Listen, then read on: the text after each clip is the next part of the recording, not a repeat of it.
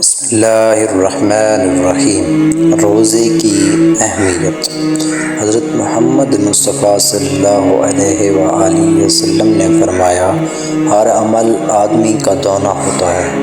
اسی طرح ایک نیکی 10 تک ہو جاتی ہے، یہاں تک کہ 700 تک بڑھتی ہے، مگر اللہ تعالیٰ نے فرمایا، روزہ خاص میرے لیے ہے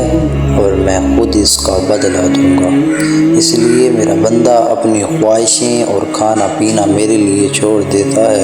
اور روزہ دار کو 2 خوشیاں نصیب ہوں گی، ایک تب جب وہ افطار کرتا ہے، دوسری تب نصیب ہوگی جب وہ اپنے رب سے ملاقات کرے گا،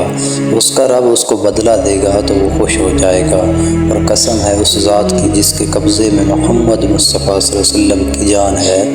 روزہ دار کے منہ کی بو اللہ کے نزدیک مشک سے زیادہ پسندیدہ ہے۔ صلی اللہ علیہ وسلم نے فرمایا کہ جنت میں ایک دروازہ ہے جسے ریان یعنی سیراب کرنے والا کہتے ہیں، قیامت کے دن اس دروازے میں سے روزہ دار جائیں گے اور ان کے سوا کوئی اس میں نہ جا پائے گا، پکارا جائے گا کہ روزہ دار کہاں ہیں، پھر وہ سب اس میں داخل ہو جائیں گے۔